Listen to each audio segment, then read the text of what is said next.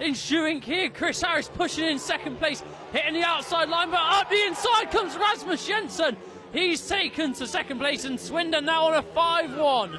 Out to start there for the Swindon Robins. Tobias Muslak and Rasmus Jensen on yet another 5-1. Possible movement from Niels Christian Iversen, but Swindon pulling out a lead here in the second leg of the grand final. Into Ben's 3 and 4. It's Rasmus Jensen out front, Tobias Muslak as we enter the final lap now. Troy Batchelor clearing off out front there. Ellis Clerk, a momentary challenge on Chris Harris. He couldn't quite find a way through. At the moment, Chris Harris splitting the Swindon duo, but this will do nicely for Swindon. A 4-2 as we go into the final lap here in heat number 6. Ryan Walker, what a night!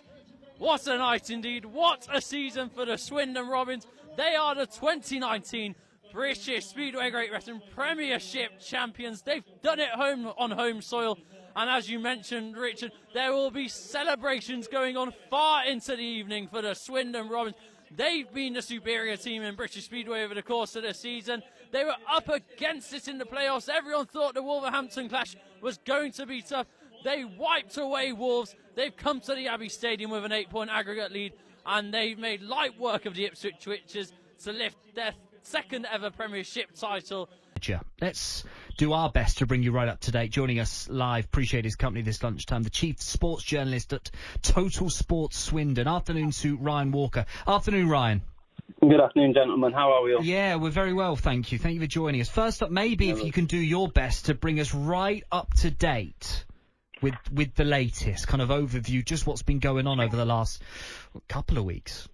Well, I suppose that the best place to start might probably be where it all kind of began to kick off last year in May 2020. We had this first of many court cases regarding ownership issues at Swindon Town with, the allocation of shares to certain people. Since then, obviously, we had that awful end to the season where Rich Wellens left for Salford and then John Sheridan came in to take charge of the club, and unfortunately he was only able to guide them to an inevitable relegation, really.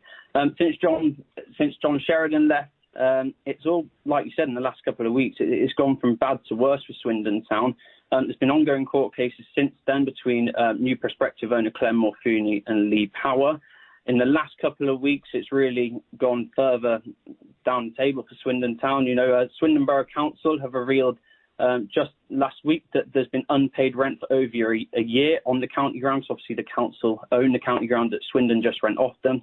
They've not paid any rent since April 2020, and now legal proceedings have been started against the club from the council's point of things. No manager in place, like you said. John McGreal and his assistant, Rennie Gilmartin, they left the club after less than a month in charge. At the same time, CEO Steve Anderson then left the club as well. I feel Clem Morfuni, he's an Australian business tycoon. He has, like you said, he was actually the non-executive vice chairman at the club under Lee Power.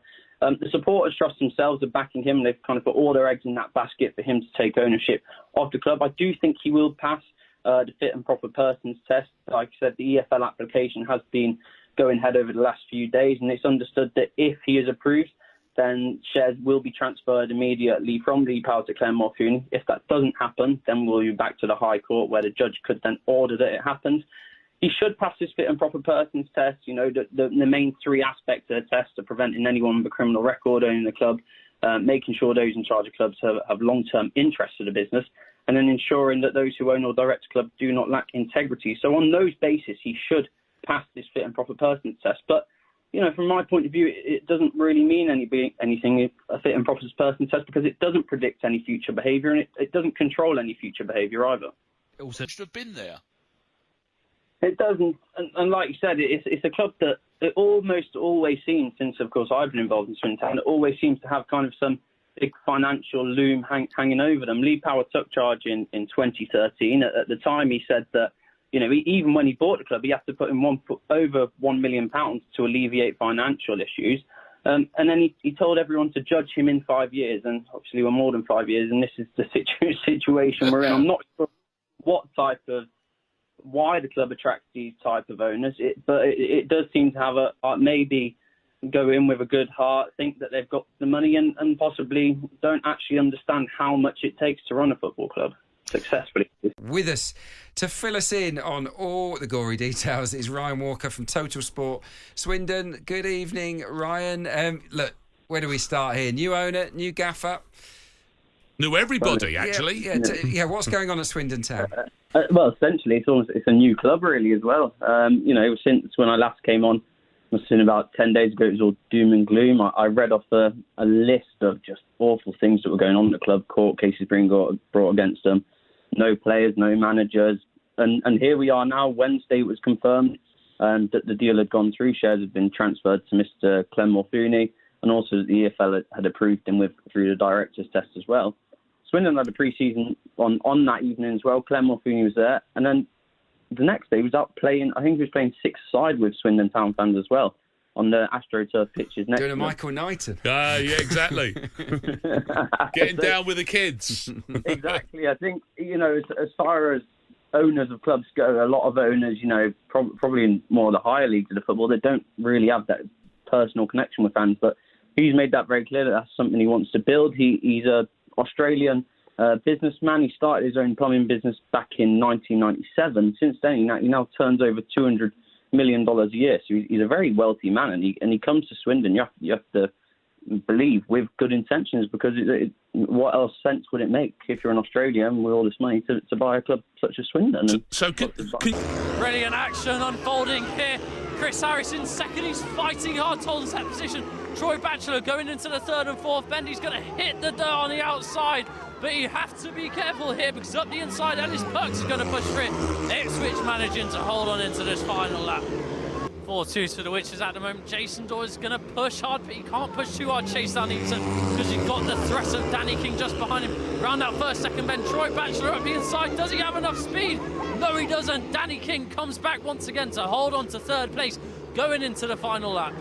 Yep, so it's to the second leg. Yeah, it's crucial for Swindon. That was Ellis Perks has been brilliant as of late for the Robins, and he did it again there just to do enough to split the Ipswich riders, to stop them having a 3-all in that race there.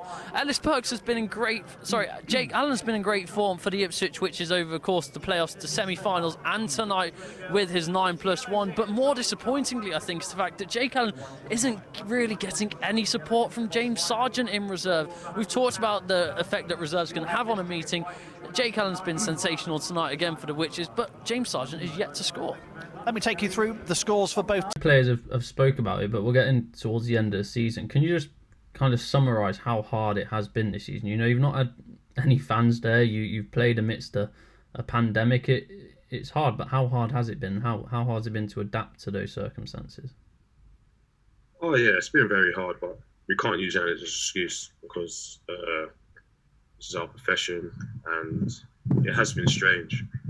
But like I said, we just need. And finally, just with game management, you say that you've got quite a youthful team. How do you build that game management? Does it come on the more senior players to teach the others? No, we have to set up certain training sessions for it. The game management has to come from us on the sideline. Because I think in your own words, you said when you were young and coming up in the game, you weren't actually that much of a great professional, like getting into trouble with Wes Brown at the Milk Cup. How did you know about that? I'm a journalist, I know lots. Getting caught in hotels on nights out. But this is a young squad that you've got here. How much is it your duty to help guide them through that process and kind of make them better professionals? My absolute duty, because whatever they go through, I've been through. Played the game for 20 years. I was in great form, I was in poor form. I've had big contracts, I've had small contracts. What midfielders have inspired you, growing up, and especially probably more Arsenal midfielders as well? I think, from what I can remember, I'd say Fabregas at Arsenal. Yeah. Was someone now. You haven't heard anything on your future. Do you know where you want to play football in the future? So I'm a Swindon Town player. That's what I was going to continue from now. I'm concentrating on the football. As I said, there's 4 games.